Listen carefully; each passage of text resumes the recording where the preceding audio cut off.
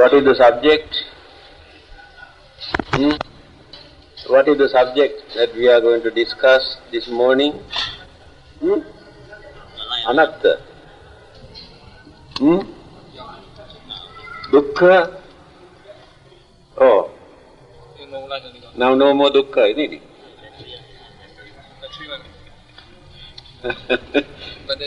Anicca also completed.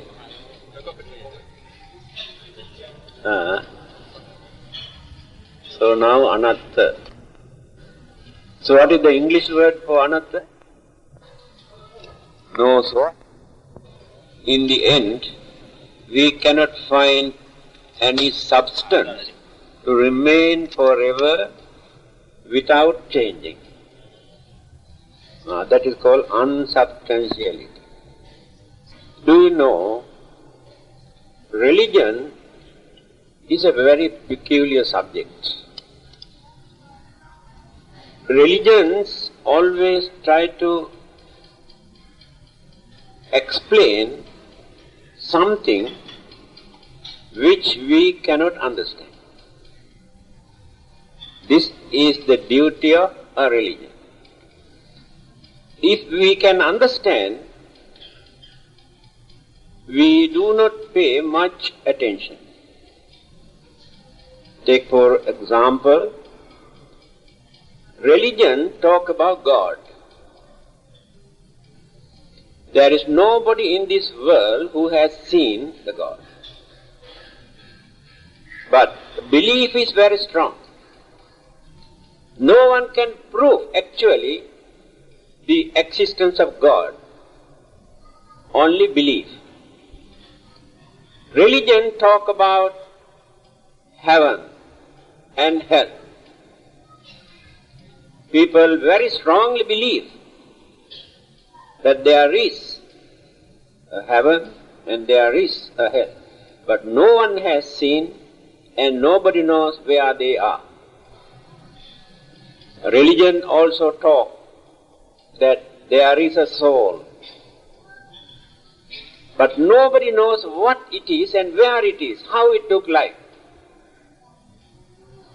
But people believe. People believe that there will be another life after their death, but very difficult to prove. These are the ingredients that religions use. Now, if we remove all these items from religion, there is nothing to remain as religion. That means no religion without God, no religion without soul, no religion without heaven and hell, no religion without rebirth. Now let us come back to Buddhism. You can see the difference between Buddhism and religion. Buddhism can exist without God. Buddhism can exist without soul. Buddhism can exist without heaven and hell. Buddhism can exist without even rebirth. This is the uniqueness of Buddhism. In fact, Buddhism does not depend on God or soul or heaven or hell or rebirth. Others cannot talk anything about their religion without God, soul, heaven, hell and rebirth. We have examples. A very rich man who wanted to go to heaven after his death came to see the Buddha and asked him to teach him how to go to heaven after his death. The Buddha said, "Why do you want to wait until you die to go to heaven? Can't you understand that you can experience heavenly bliss while you are here in this world?" This is the Buddhist attitude towards heaven. In another discourse, the Buddha says, only foolish people think, he used this word, only foolish people think that hell is located somewhere under this earth or under the great ocean. He says, heaven is not a place, ready-made place under this earth or anywhere. Where there is suffering,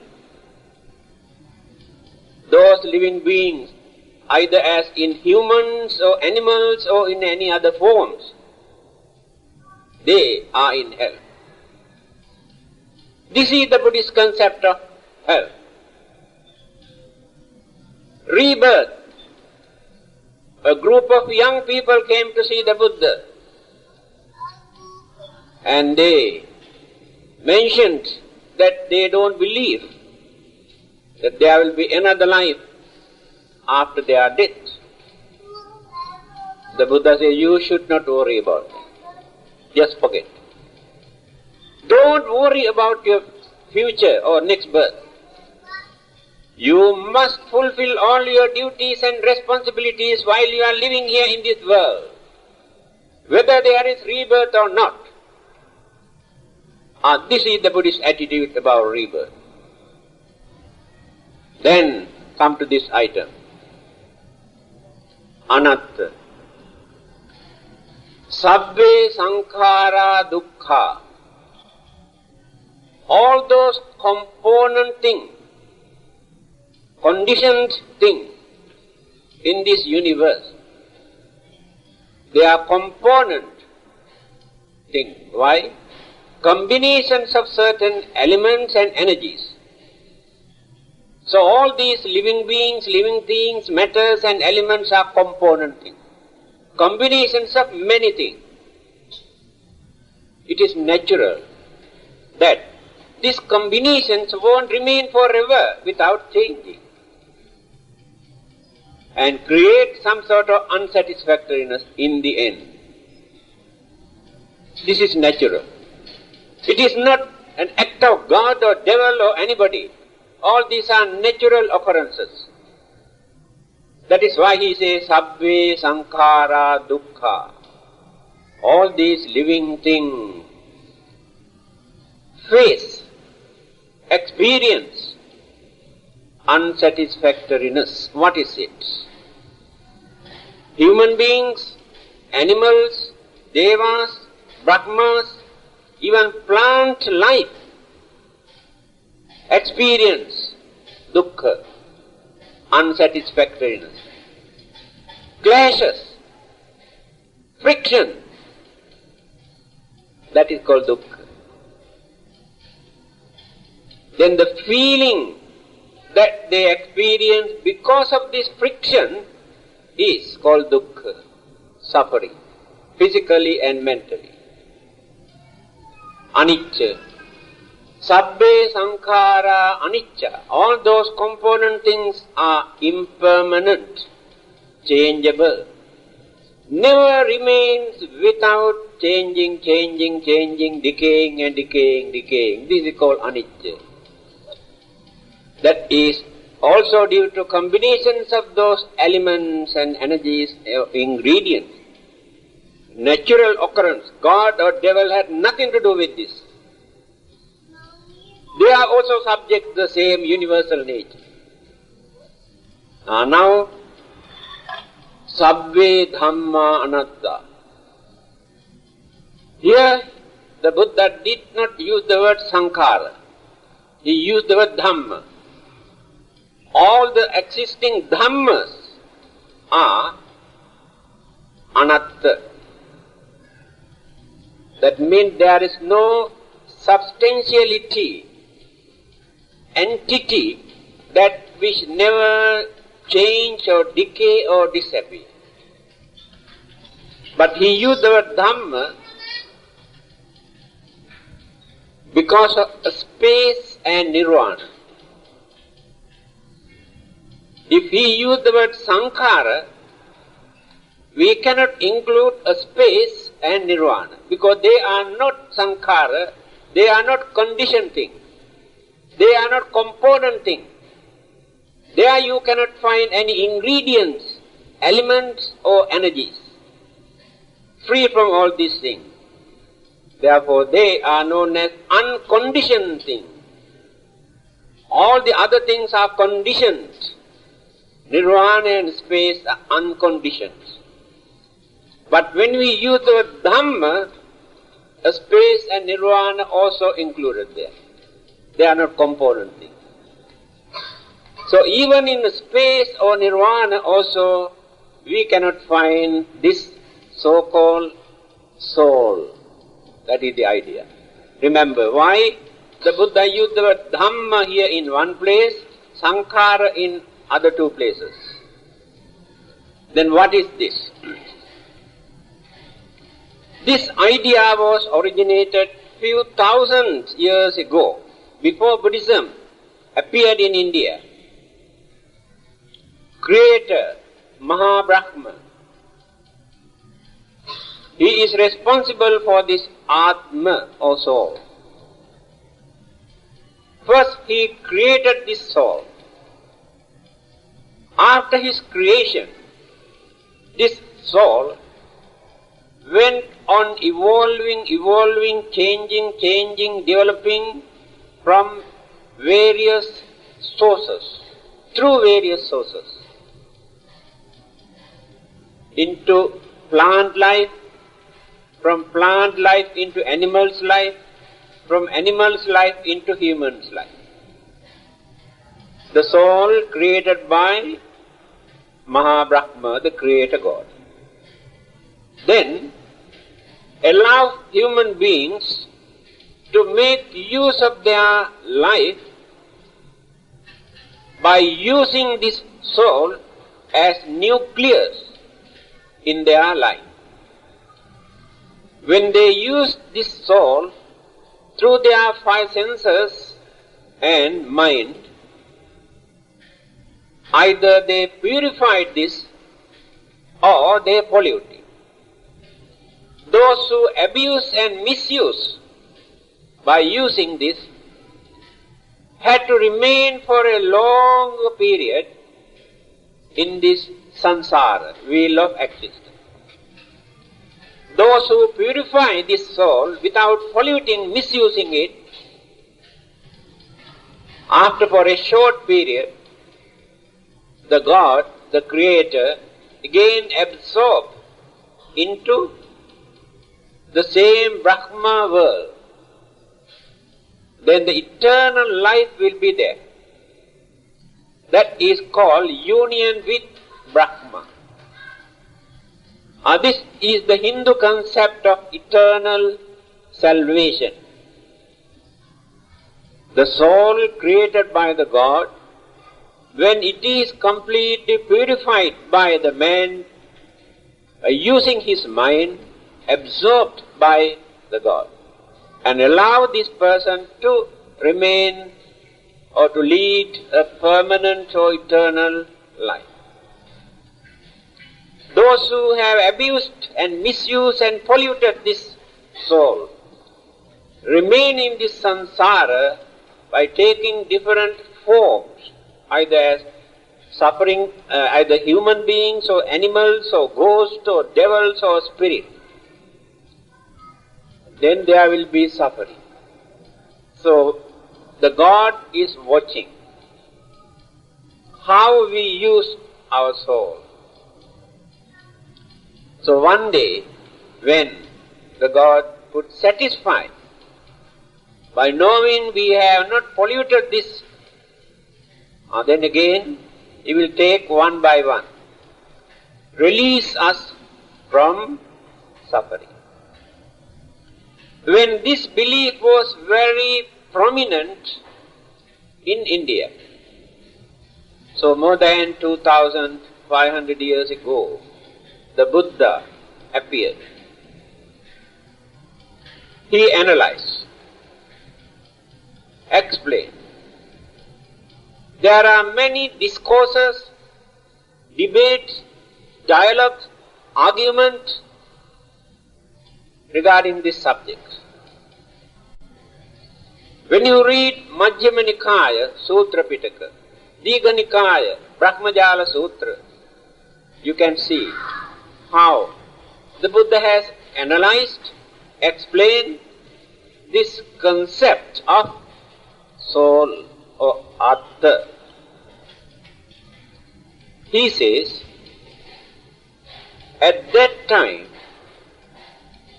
people had no clear vision or knowledge about the definitions of human mind.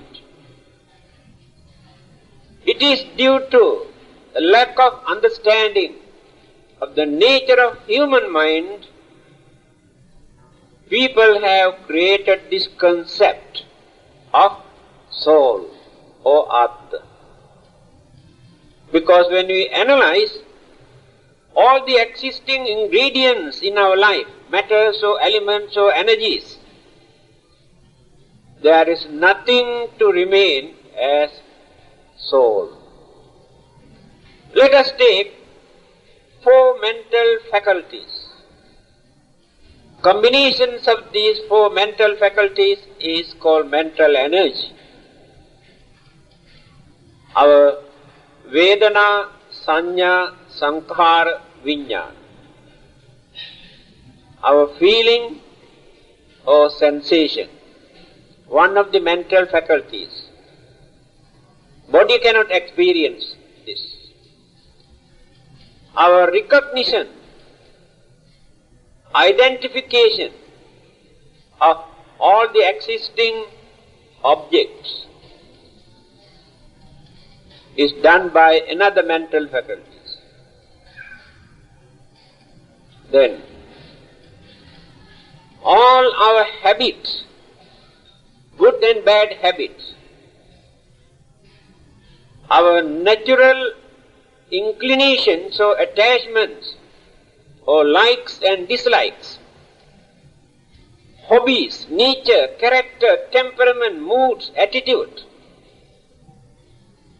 There are so many things which are related to our previous existence, previous birth. This is called sankhara. This is called storehouse of consciousness. What we have accumulated, life after life, and how we spent them. Within this life, we are spending many things which we have deposited during our previous birth. At the same time, we are also going on depositing, accumulating so many new habits, nature, concept, belief, knowledge, good and bad. Later, we will use the same ingredients either within this lifetime or hereafter. This is the simple analysis or interpretation of sankhara. There is no argument. It is true. It is natural. So all these things were done by one particular mental faculty in our mind. So people had no clear knowledge and understanding about this at that time. That is why they had to invite God and concept of soul into religion. If they realize this thing, they never invite God into religion. They never believe that there is an eternal soul in the man's mind. The more we maintain ignorance in our mind, the more we need external sources. But when we realized and analyzed and understood, we can do very well without all these things. Then the last one, our consciousness. Consciousness means the object that we grasp by using our 5 senses, external object.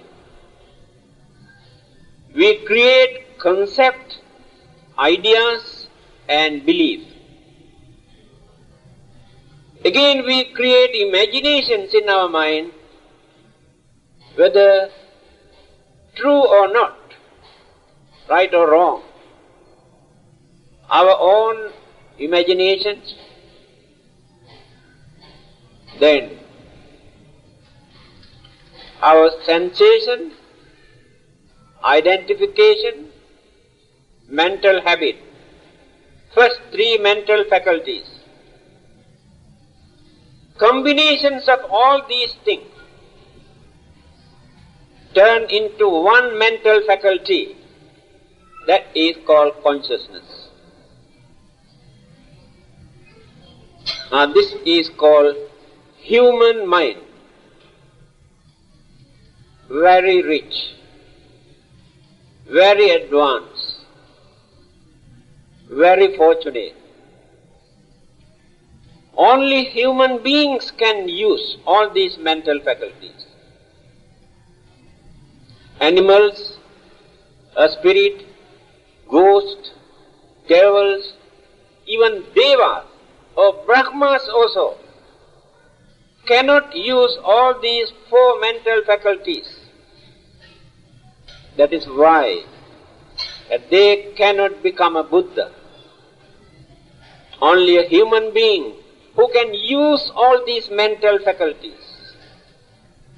So this belief of soul created by the God is only a mere belief.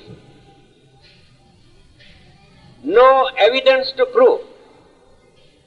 But there are no argument whatsoever when you compare with the modern psychology or Western psychology. There is no contradiction about these four mental faculties. Even at the beginning, modern psychologists also could not understand the storehouse of consciousness, what it is. Later,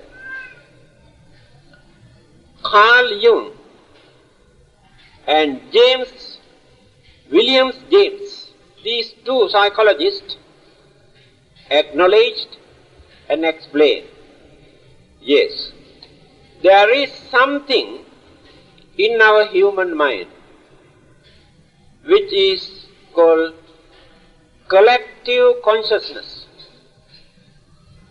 That means whatever we have collected, accumulated during our lifetime never disappear. So they have come nearer to the Buddha's teaching. This will become our mental habits. So the belief that people maintain after our death, our departed soul remains for a certain period in searching a suitable place for rebirth is also another belief maintained by primitive people.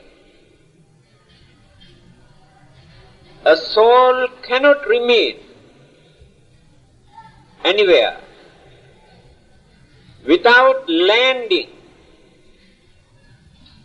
after the departure. It is like that. When you shoot a bullet, that bullet cannot remain somewhere else in the space. It must be dropped somewhere. When you throw a stone, that stone cannot remain somewhere, must drop. When you shoot an arrow, this arrow also must be dropped somewhere, in the same way. Although we don't use the word soul, because it is only a belief, we use the word consciousness. It is mental energy with so many ingredients, not mere mental energy, when this mental energy, consciousness is transmitted or departed, it will never remain somewhere floating without landing. Refer to the Buddha to find out what he has said. He said in Sangyutta Nikaya Sutra Pitaka, Viññānaṁ mātukuchismiṁ okkamati, that departed consciousness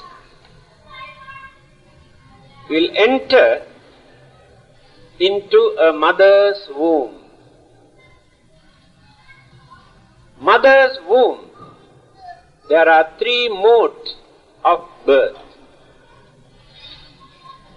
Andaja, Jalabhuja, Sansedaja, Opapatika. Three modes of birth. Certain living beings, called Andaja, egg born. Conception takes place in egg. Birds, reptiles, the life originates in the egg. This is one group. Jala Bhuja, another group, womb born. Humans, many kind of animals, womb born, but not egg born. Third group is called Sansejaja, a spontaneous. A spontaneous means without father and mother, due to the combinations of so many elements, moisture born, worms, bacteria, germs, and certain insects, moisture born. The last group is called Opapatika, spontaneous. Suddenly appear without father and mother. They remain as they appeared, without any changes. No babies, no old age. They remain as they appear. After they are dead, they suddenly disappear. There is nothing to remain as corpse or dead bodies. Evaporate, disappear. This is the nature of their life. But there is no soul even in any of those living beings. Only certain elements and energies. So all the other existing religions believe after our death, our departed soul either go to heaven or hell, either to suffer or to enjoy. But this belief is not acknowledged or accepted by the Buddha. He acknowledged or accepted by the Buddha. He said this is only a belief. In simple language, there is no such thing as soul. It is only a word, concept, belief created by human beings due to lack of understanding of the mind. When we analyze the nature of the mind, there is no place for soul or Atma. Again they say, only human beings have this soul, but not animals. That is why they say we can kill or slaughter animals. They have no soul. At the same time, they also say, we experience our pain and pleasure through our soul, by using our soul. But animals also experience pain and pleasure. If there is no soul in them, how can those animals experience pain and pleasure? So it is not the soul, it is the mind. Animals also have their own mind, but not advanced, not developed like human mind. But they too experience pain and pleasure. They also can understand many things. So the Buddhist concept of this soul is not acceptable to many other religions. To them, there is no religion without a soul. There must be a soul. The Buddha had the courage to tell us that this is only a belief.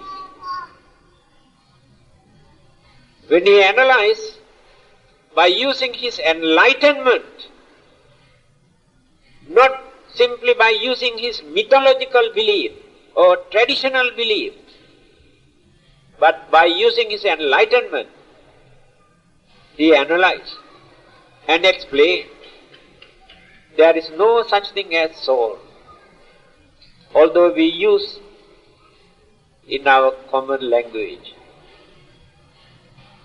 Anyway, this is not very important issue for us to discuss, because there is nothing to explain. We can do very well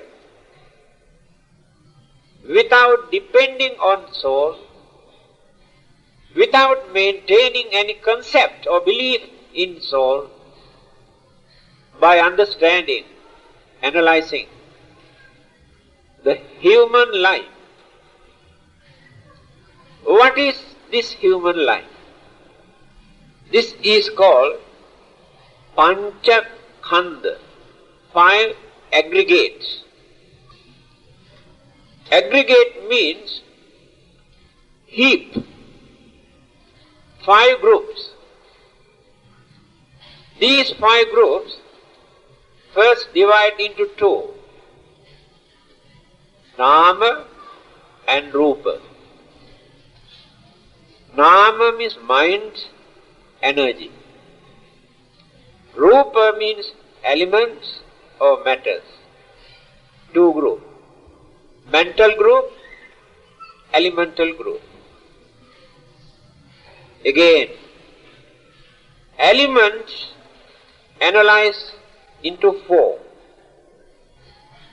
Mind again into another 4. 8.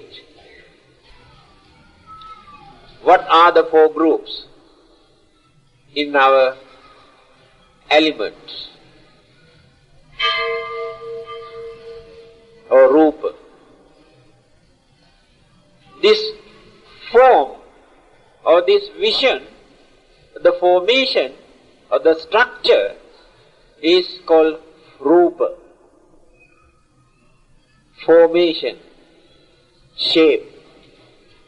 Humans, animals, 2-legged, 4-legged, birds, reptiles are forms, different forms. This is called Rupa.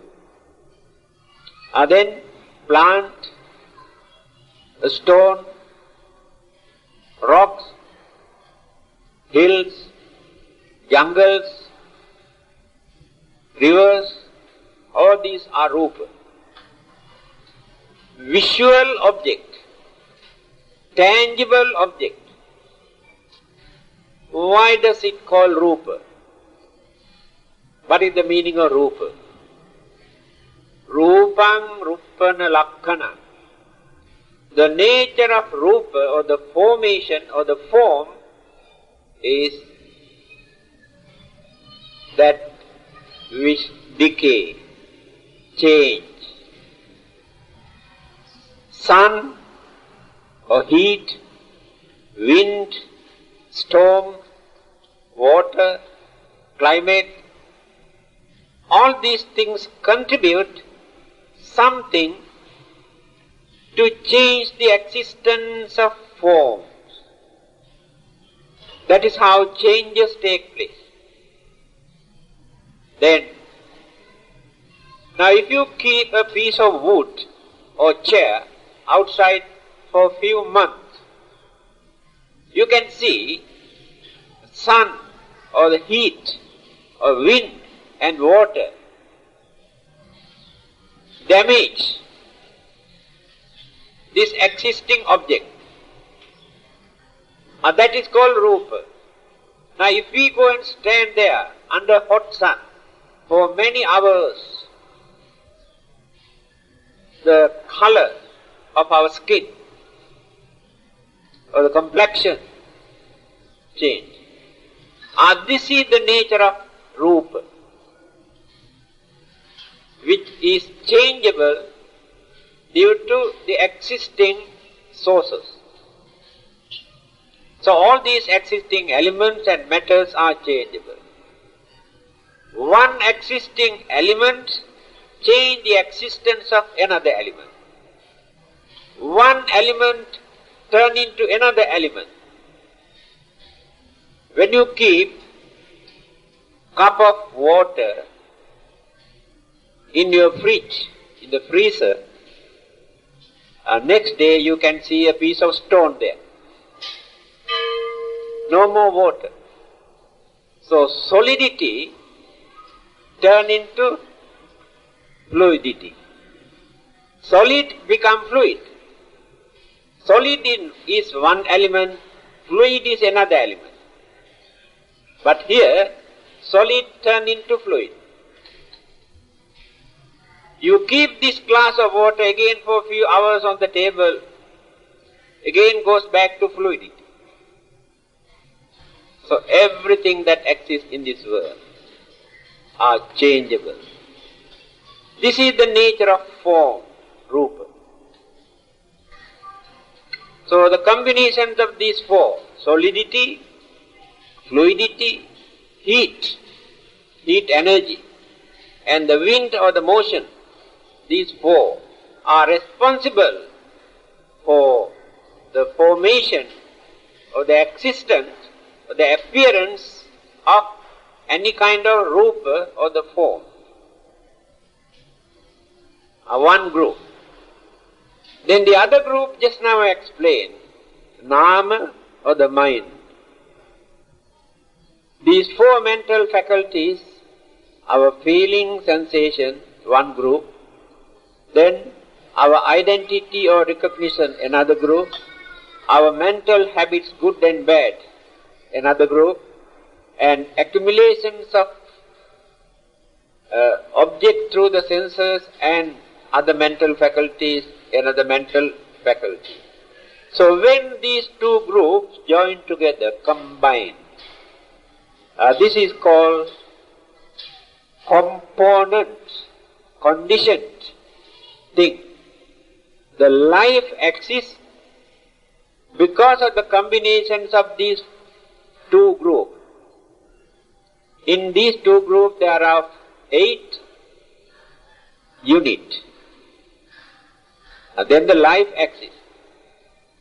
But in this life, you can see when we analyze only these 8 groups, elemental group and mental group. After our death, what will happen? Disintegration or dissolution of these 8 units is called death. Dissolved. Because these elements and these energies cannot remain forever as a bundle without changing. That is called death. It is natural. Then the trouble is, many people cannot understand what will happen to this life after disintegration or dissolution of this bundle. Then some people say go to heaven, some others say go to hell, and some people say there is nothing. Some others say can become either animals or humans or devas or brahmas or any other form. These are the different beliefs. Some others say God is responsible. He handled this. Some others say God has nothing to do with this. We are responsible for this. Then, as Buddhists, what are we going to accept? Are you going to depend on God and asking Him to handle or send us to heaven, not to send us to hell, like small children? That is the language of small children. Adult, understanding people, educated people, who knows how to make use of human mind, can understand many things without depending on mere belief. When we analyze our belief, there is no reality, no fact, no truth, just only a belief. So the Buddha did not introduce this kind of belief as religion. Remember, all the others use the word faith, F-A-I-T-H, faith, for religion. What is your faith? My faith is Buddhism. What is your faith? Oh, my faith is Christianity. To them, religion means faith. But we cannot use this word faith for our religion. Because Buddhism does not depend on faith or belief. We want to study, we want to analyze, we want to understand. When we realize what it is, it cannot become faith. Go on beyond that. Until we realize what it is, up to that stage, that can remain as belief or faith. That is what we are trying to do. So, Buddhist concept of soul is this in simple language. My advice is, people say, it is very difficult to understand this soullessness. Actually, there is no difficulty. Very easy. Very, very easy. What is it?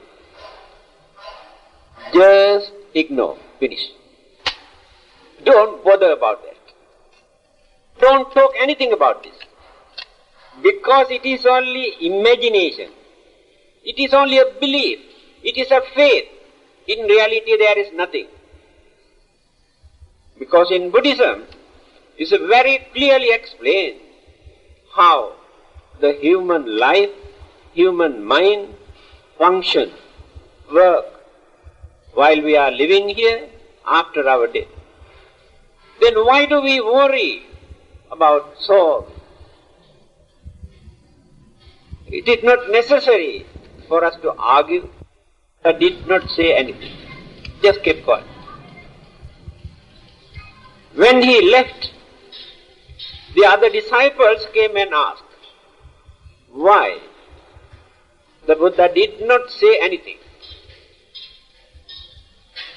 Then he said, if I say yes, there is, I am telling a lie, because there is no such thing. If I say no, that man creates confusion, misunderstanding in his mind. He never realized anything. He is not ready to accept. So if I said no, that I create lot of disturbances in his mind, that's all. But he never gained any idea or any knowledge. So best thing is not to say yes or no. If that person is not ready to accept, it is up to him. Others cannot force him to accept anything. This is the attitude of the Buddha. But when he come to know that some people can understand this, then he take the trouble to explain. Another person came to argue, to challenge about this subject. Then the Buddha asked, do you believe that there is a soul? He said, yes. All right. Then can you tell me where it is? He asked this question. Then he says, we have 5 senses. Can you tell me, this soul remains in one of these 5 senses? He said, no. All right. We have 4 mental faculties, just now I explained. Can you tell me that soul remain in one of these 4 mental faculties? He said, no. We have 4 elements in our body. Can you tell me whether the soul is in one of these 4 elements? He said, no. Then where is the soul? You understand? This is the way how Buddha has analyzed and pointed out that this is only a belief. I think this is enough. Don't go beyond that. I told you not to worry about your soul. Don't worry about your soul. Any questions? No? So everybody, yes. That is a very big subject. How rebirth can take place if there is no soul? It's a very good question, but take time to answer this question. In brief, it is mentioned, Atite hetavo pancha idani phala panchakam. Idani hetavo pancha agating phala panchakam. 5 energies that we maintain in our mind at this moment proceed as mental process. And these mental process condition or create another 5. Later, those 5 again create another 5 condition, one after the other. The continuity or the life process we maintain in this way, just like waves. When you look at the waves, how it goes up and again goes down and again come up. We believe the same water, the same energy or force that will goes up, again goes down and again come up. No. The energy, the force that which created by these first waves, then force the other groups to come up. Then this one goes up, again goes down, the force another group. The mental process also work in the same manner. What are these 5? Avidya, Trishna, Karma, Upadana, Bhava. These are the 5. This is very interesting. The avidya, or the ignorance, is a very strong mental force. What is this ignorance? We have no clear understanding of our life. We do not know why we are here in this world. And we do not know what will happen to us after our death. We do not know why we are not happy. We do not know why we cannot satisfy with this life. We do not know why always we grumble and complain about our life. That is called ignorance. No one is free from this ignorance. We always grumble, complain, accuse because of our ignorance. If we know, we never grumble, never accuse. So ignorance is the main cause. Then this ignorance creates another very strong mental energy, trishna, tanha, craving. We maintain this strong craving. This craving again divided into three. Kama tanha, bhava tanha, vibhava tanha. Our craving for pleasure, sensual, worldly pleasure. All those existing living beings in the whole universe are fighting because of this. Sensual pleasure, strong craving. Next one, bhava tanha, craving for survival, craving for living, craving for eternal life. Every living being is struggling, fighting for survival because of that craving, for living. In the end they want eternal life, craving. Third one is called vibhava tanha, craving for non-existent. They crave not to exist again. It is only a craving. Now when they got fed up with their life, when they are very angry, they may commit suicide. Craving for non-existent. Craving is behind. If not, there is another dangerous type of craving for non-existent. They can destroy or they can kill others because of their craving.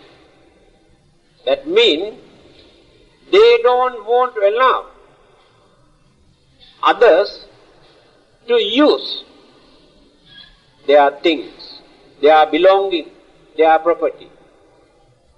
They can burn them, destroy them, but they don't like to see when others come and use. See the danger of this craving. They cannot tolerate. If they are living beings, they can go and kill them.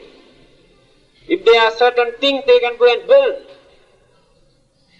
because of their craving. But they don't want to allow people to use. See how dangerous is this craving. This is the second reason, cause. Third one is karma. Every minute we are going on accumulating either good karma or bad karma. No one can live without doing that. By using our minds, we create good and bad karma. By talking, we create good and bad karma. By doing certain things, we create good and bad karmas. While sleeping also, we create good and bad karma in dreams. Mental habits. Karmic energy is the third one. And the fourth one is upadana. Because of our craving, we develop very strong attachment. And this attachment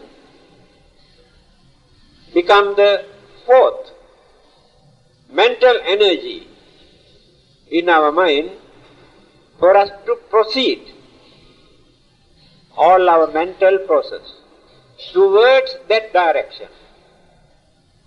There is some sort of magnetic power, gravity. Because of this gravity or magnetic power which we develop as attachment, we are bound to this world. Difficulty to cut off the bondages. We are bound to this world because of this attachment. Then, last one is bhava. In the end, accumulations of all these karmic activities that we have performed during our lifetime direct, guide for us to proceed either this way or this way or this way or that way. Then there are so many other forces behind. Ignorance, then craving, karmic forces, attachment. 4 forces are behind, pushing. Then one is pulling this way. Bhava, becoming. Then settle down. Either as human beings or animals or ghosts or devas or spirits or this or that. These are the 5 faculties, energies, sources proceed. When the consciousness is departed from here to have another existence which is called rebirth, but no God there. Only these 5. Meaning of sunyata. People think that this is a very big thing. This is another simple subject in Buddhism. Just because the Mahayana Buddhist scholar Nagarjuna has written a lot of books about this, people take this as a very big thing. Sunyata, in English they say voidness, in simple language emptiness.